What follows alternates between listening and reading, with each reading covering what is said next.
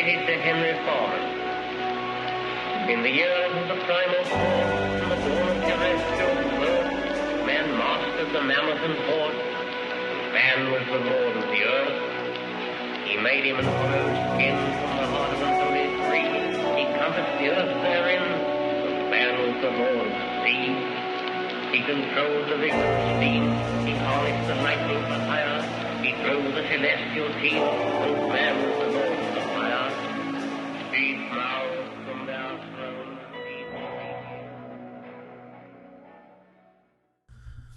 Greetings and felicitations, children of technology. I'm Alan Averill, and you are very welcome to the second episode of AGITATORS Anonymous. Well, I'm well over 20 days now into relative self-isolation. The odd meeting here and there for an hour or two with the plague doctors, but no, even the servants have been fired. Long since left me. No more visits in the West Wing. No more tea and crumpets. No tiffin. No 11s even. I know. The horror. If you know what the difference is between tiffin and 11s, maybe let me know. Just put Lord of the Manor wrong side of the tracks, Dublin on the envelope. Should get to me. So where are we with all of this? Personally, there's only so many stories about COVID I can process in one day, and they start early. Thankfully, I have my phone on silent, on airplane. I don't have any notifications, no ting, ting, ting, no nothing like this. Or by noon, I would be literally ready to stock up on sleeping pills and drink a glass of blue meanies. But yeah, it's just constant. It's constant. I have one tab telling me about viral smuggling from labs in North America to Wuhan province. Another telling me how great this is for dolphins. Vice magazine are shouting in their echo chamber in another. One expert with a regional accent and a crossed eye is telling me about cholera and typhoid, which is quite interesting actually. Another is waiting in the next tab sporting a dicky bow with a scroll of bad news as long as your arm. Is this bad news for globalism? Is it caused by globalism? Is Pogba staying? Is he going? Rogan is stoned off his head in a spacesuit talking about martial law. And he's not wrong.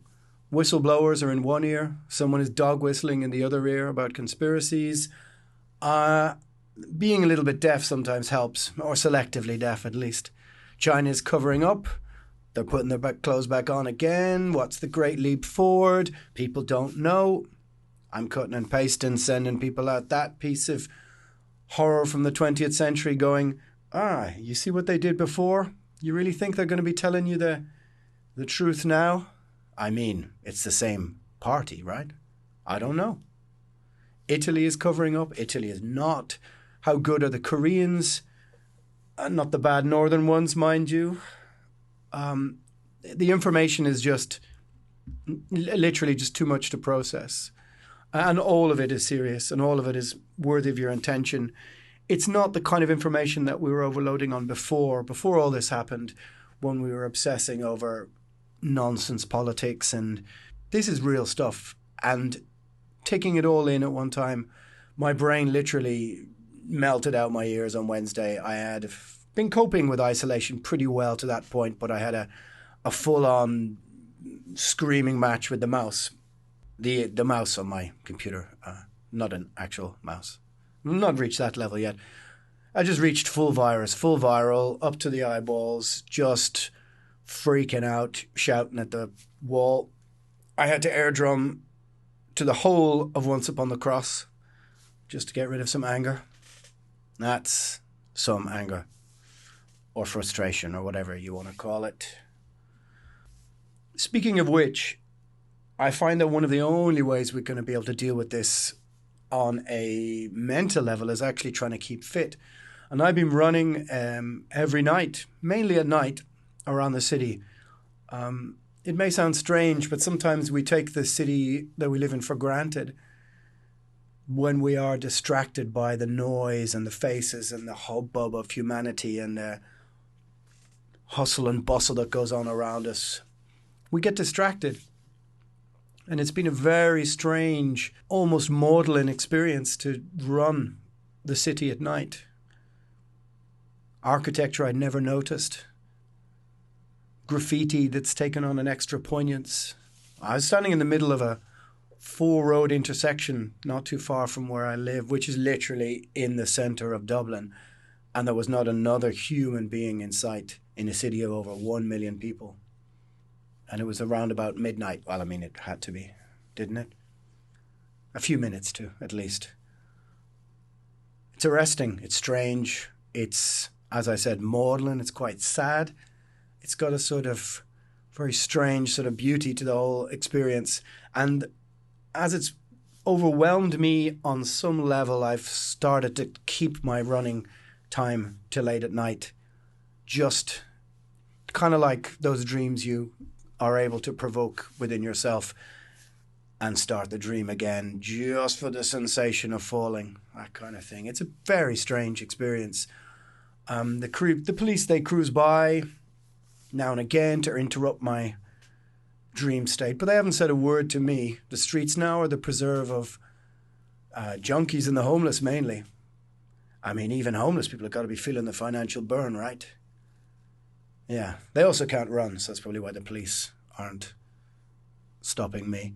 I've also taken to wearing a rather incongruous yellow Colombian football jersey I got for €2 in a charity shop every night. It's become my virus smock. And it must be a strange sight, CCTV all across the city, clocking a middle-aged man in banana yellow running and air drumming at the same time around a deserted, empty street. And I did get the opening tom roll from Storm of the Light Spain perfectly in time, I must say. Sometimes you forget what city you're in. However, yesterday I saw a junkie jogging with a big bottle of TK red lemonade under his arm. Only Dublin, only Dublin, only Dublin. I knew where I was then. I've been treating the self-isolation a little like some would treat maybe a monastical retreat, only with speed metal and porn. Onanism and venom. That might be a good title for an autobiography somewhere. The reaction to the last podcast was almost completely positive, which was very pleasing. There is another episode between the last one and this. We could call it a bonus episode, which is on my Patreon, which is just patreon.com/Alan Averill, where you can sign up for as little as $1. Well, I mean, at least until I figure out how the whole thing works properly. But no, that will probably be it. I said last time I'm morally and technologically navigating the platform, so I'm not going to keep moaning about it. It's just a new reality, and that's all there is to be said with it. You either deal with it or you don't. One thing my story last week certainly did was it got old friends talking, people who were involved and around at the time. I've been long threads on various different social media about all those old stories, and loads of them that I've completely forgotten. I've been getting messages from people I haven't heard from in years, telling me that, oh yeah, no, I remember that bit. Yeah, you got that bit a little bit wrong. Remember him, he was there. Remember her, remember that instance, this instance. It's been an awful lot of fun looking at the messages and the people corresponding off the back of that story. They were really reckless years. They were funny and they were free. None of us had a penny, but somehow managed to make great worth out of so little. And somehow be able to sit and make do with only our own company for what seemed like days on end. We gave birth to this little scene here in Dublin during that late 80s, early 90s, boom, period. And it's been very poignant to reflect on those times, especially the way things are right now. This whole situation gives you a very long look at the bottom of the glass, a long look to mull over old memories, and it's reminded me what a pleasure they were to live through, how important they were, and also what a dickhead I was. I mean, Hold your hands up if you also had New Rock boots, a trench coat, and a magician's beard. Yeah, I know, I told you. It's the magician's beard thing that really fascinates me. Why? Why? Anyway, where do we go from here? How do we get back to normal life? This is a really, really big question. Can we even do so? I mean, the first domino that fell, at least in the industry that I'm in, the music industry, was just the stopping of live shows, and then just witness everything one by one just falling. And it was really quite profound what a flimsy structure it was. But how do we return to this normality, you know? I mean, is it even possible? Are we going to be allowed to? One of the most important things I've tried to learn in the last few years, partly to compensate with my own anger or my own willingness to want to get into verbal confrontations with people, to argue, to fight with people and this, that, and the other. When I tried to step back from that part of my personality, I had to realize that there was a very stark reality of cognitive dissonance involved in trying to understand most situations, the ability to hold two seemingly contradictory points of view, and as unsexy as it might be to either the far points of either political bias, the grey area was where most things sat. There's just too many people, good and bad agents, rational and irrational actors, too many states involved, too many powerful pawnbrokers to fully gain the stats 100% in any which way. And that's what we have to bend to. We have to bend to mathematics and chance, in my opinion. For every massive structure of nation building is the law of chances. The chance that provided Gabriela Princip, a young Serbian nationalist, with a second chance of killing the Archduke in Sarajevo that morning when he came back down the hill.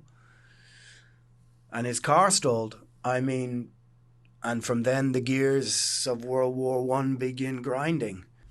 But even still, one man's hand, one active, unforeseen chance.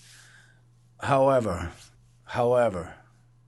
when it's all laid out, I mean, when all of the circumstances that we now find ourselves in are laid out, you got to ask yourself, I mean, if you were planning some form of a takeover, this would kind of be how you do it, right?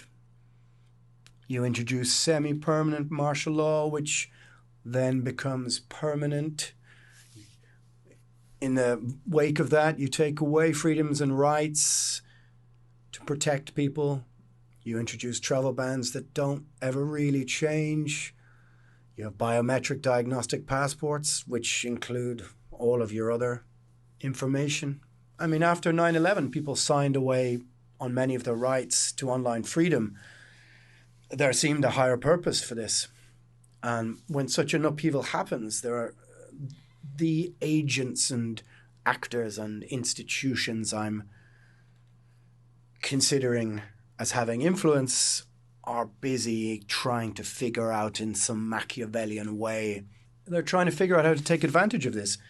And my friends who talk conspiracy, I'm finding it harder and harder to stem the tide of their debate.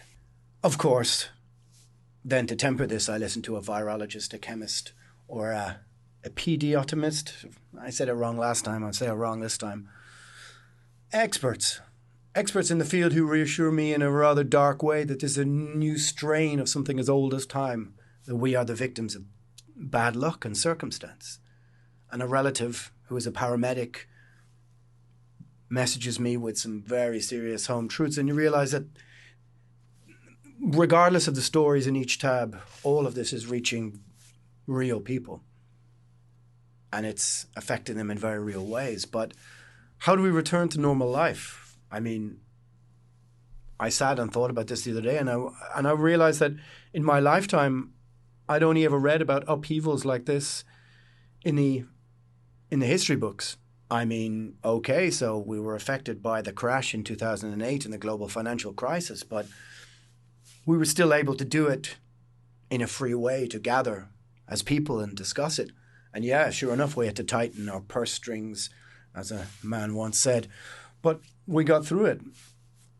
But yet, this may be the greatest upheaval since, I suppose, for the fall of communism represented to Eastern Europe. This could be an times 10 of that element of upheaval, as we are sitting on the precipice, on the cusp of not just economic ruin, not just recession, but depression.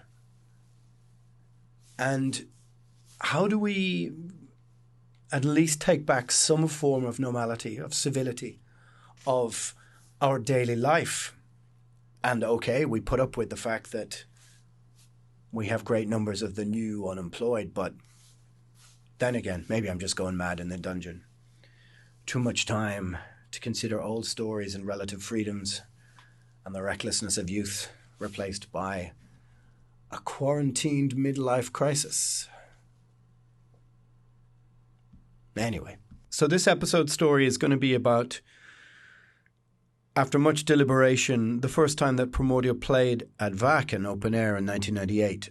I mean, it's the first time that we've played in Europe, really, at least in the mainland. We've done gigs in the UK, and like I talked about in the last episode, a small tour with Psy, and there'd been various shows here and there. But we'd never actually flown abroad to play. And you have to really put this in context that at the time when we started playing in Dublin, we barely knew what monitors were. I mean, having a conversation with a sound man was some sort of alien concept, or even understanding the rudimentary physics of the situation was somewhat lost on us. We were used to playing on the floor of bars, on the floor of pubs, the odd venue here and there with a stage, but we'd only just got a glimpse of that playing in the UK. So we'd never actually flown across to Europe. So, of course, to prepare properly for that, what do you do? But you get pissed on the plane going over. Half the band took to drinking whiskey on the way over. And as you probably know, alcohol is more potent when you're flying, something to do with the thinning of the blood when you're in the air. At least that's what I'm told. Is that a wives' tale or not? Who knows? Anyway, regardless of whether it was or whether it wasn't, some of us who shall remain nameless, who were found asleep in hedges outside the hotel that night, decided it would be in their best interest to stock up on whiskey on the flight over. So considering we're playing at 2 p.m. the next day, this was already off to a ropey start. So we arrive at Hamburg, a bit worse for wear to begin with. And lo and behold, that night at least is a bit of a blur. However, we're up in the morning, bit ropey, bit all over the place, 2 p.m. So we have to show up at about 11 a.m. to the stage, and we realise we're playing on the same stage as Riot, Sacred Steel, Exciter. All of the bands that would be considered our peers are over in the tent, which is Hypocrisy, Hades Almighty, Einherjar, Old Man's Child, all these kind of bands that maybe we would have felt a bit more familiar with. No, they were over in the other tent. So we're sort of milling around, not really sure what to do, who to speak to. And as it turns out, we don't even have the right plugs. No, so how do you plug in your plug board? How do you plug in your pedals? Didn't dawn on any of us that you would need a 2-pin plug, not a 3-pin plug like we have in Ireland. I'm standing in the crowd looking at the stage, wondering which band is up next. And as it turns out, it was us. Only I hadn't set my watch back an hour, and so was literally standing in the crowd watching my own band fumble about on the stage trying to set up with the wrong pins, only to have to run around half of the expanse of the festival grounds to get back in. No clue what to ask for as regards monitors, no clue what to ask for as regards anything. No time to put on corpse paint, no time to even get properly prepared at all. so unfathomably Irish, the whole thing. Some of us were pretty worse for wear from the night before. Yeah, to say this was ropey would not even come close to it. It wouldn't even come close to describing how ropey a show this was. We just about scraped through. This is like Journey's End period. And thankfully, there was only a couple of hundred people watching. And this was back when Wacken only maybe had about 20,000 people there. And these days, of course, every band has a huge crowd because there are so many people there. They're literally filling the field all of the time. But this was back when the opening bands could play in front of 100 or 200 people. There wasn't a guaranteed crowd there. So thankfully, there was very few people there, and I got to watch through the gap in the tent 100 meters away. I got to watch Hades Almighty or something playing to what should have been the equivalent crowd that we played to. So we finished this utterly wretched gig, utterly unfathomably awful, completely out of our depth. We barely have any time to really consider how awful it is before directly after us, Exciter starts playing. Literally, we've only barely got time to really rake over the coals of the whole endeavour before we literally get our noses rubbed in it, standing at the side of the stage, listening to, oh, okay, this is how you do monitors. Oh, okay. Everything just sounded completely different. To say it was a steep learning curve would be something of an understatement. It was best filed under experience. So we retreat to lick our wounds, begin to start drinking again. It's 3 or 4, 5 in the afternoon. I have a vivid memory of standing watching Virgin Steel amongst thousands and thousands of people. And at that time had never really experienced even being at a festival. Had never even experienced being amongst a crowd that big and being almost completely overwhelmed. Any festivals that had happened in Ireland in the late 80s, early 90s were always just full of normal indie pop or the awful, soporific, pathetic Irish pop music or indie music that passed in the late 80s. That's the stuff that would have filled every stage, and it just had no interest for us. We used to go to the campsite and mill around, but we never actually went into the gig. At least I never did. So I'd never actually experienced this many people. And considering that, I was even more thankful when I thought back to how awful we were, to be honest with you. However, I have a memory of watching Virgin Steel and thinking to myself, oh, that seems to be how you do it, this singing thing, which would later come back to haunt me in about 12 hours later.